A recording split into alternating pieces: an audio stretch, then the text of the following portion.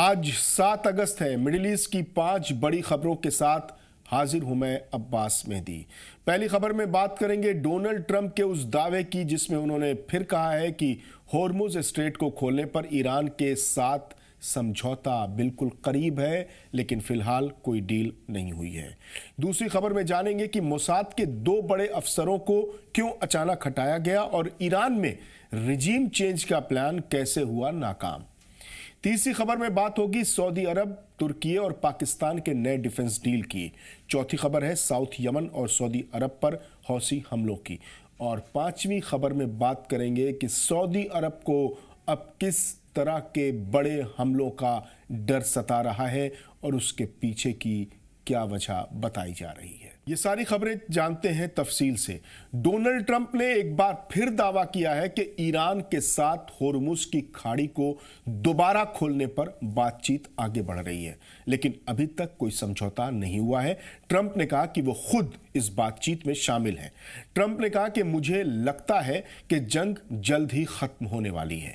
مجھے نہیں لگتا کہ ایران اسے اور زیادہ لمبے وقت تک کھینچ سکتا ہے۔ یعنی ٹرمپ یہ ظاہر کرنا چاہ رہے ہیں کہ ایران اب آگے جنگ جاری رکھنے کی پوزیشن میں نہیں ہے۔ ایران نے ٹرمپ کے اس بیان کا مذاق اڑایا ہے۔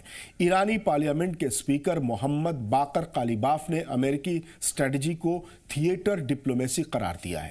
سوشل میڈیا پر ایک پوسٹ میں قالیباف نے ٹرمپ کے پچھلے کئی بیانوں اور دعووں کا ذکر کرتے ہوئے لکھا کہ بڑا حملہ ہونے والا ہے، رکیے، کوئی بات نہیں، وہ بات چیت کرنا چاہتے ہیں۔ یہ لوپ پر چل رہی ایک تھیٹر ڈپلومیسی ہے۔ بات چیت میں فائدے کے لیے دھونس جمانا پلس ٹوٹے وعدے پلس فیک نیوز کا استعمال کرنا ایک ناکام اسٹریٹجی ہے۔ امریکہ اس حقیقت کو قبول کرے۔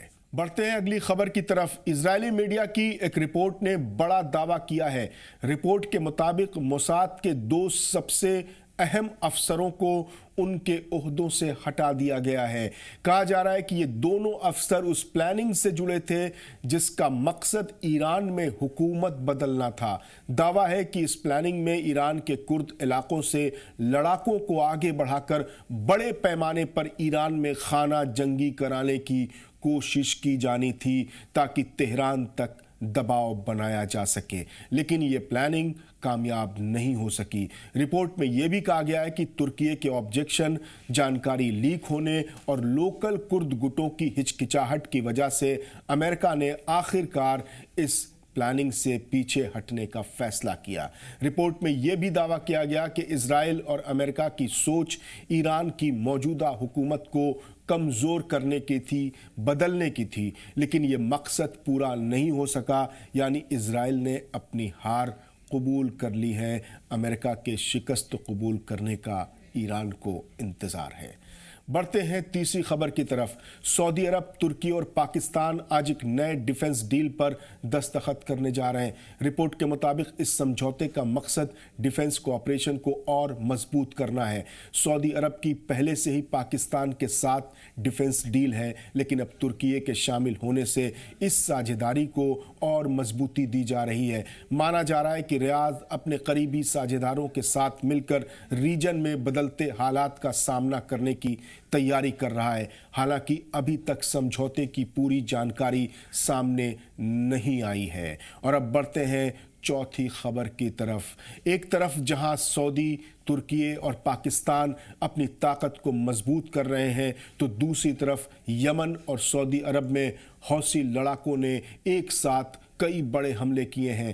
یمن کے سعودی قبضے والے فوجی ٹھکانوں پر بیلسٹک میزائلوں اور ڈرون سے حملہ ہوا ہے، جس میں 58 فوجیوں کی موت اور کئی دوسرے زخمی ہونے کی خبر ہے۔ ساتھ ہی سعودی عرب کے نجران علاقے میں بھی حملہ ہوا ہے، جس میں 11 لوگ زخمی ہوئے ہیں۔ ان میں سعودی، یمنی، مصری اور پاکستانی شہریوں کے ساتھ ایک 4 سال کا بچہ بھی شامل ہے۔ اور پانچویں خبر ہے کہ ایک رپورٹ کے مطابق سعودی عرب کو ڈر ہے کہ ایران سے جڑے عراقی گٹ اور حوثی فائٹرز مل کر اس پر بڑا حملہ کر سکتے ہیں۔ رپورٹ میں ایک سعودی افسر کے حوالے سے دعویٰ کیا گیا ہے کہ ڈرونز اور میزائلوں سے نارتھ اور ساؤتھ دونوں طرف سے ایک ساتھ سعودی عرب پر حملہ ہو سکتا ہے۔ کہا گیا ہے کہ ایسے حملوں کا نشانہ तेल ठिकाने, बंदरगाह, एयरपोर्ट्स और दूसरी अहम जगहें हो सकती हैं। साथ ही ये भी दावा किया गया है कि सऊदी अरब को कुछ ऐसी जानकारी मिली है जिनमें इराकी गुटों, हौसी फाइटर्स और ईरानी रेवोल्यूशनरी गार्ड से जुड़े लोगों के बीच बैठकें और हथियारों की आवाजाही शामिल है। हालांकि ईरान की तरफ से इन दावों की कोई तस्दीक नहीं की गई है और तेहरान पहले भी ऐसे इल्जामों को बेबुनियाद बता चुका है।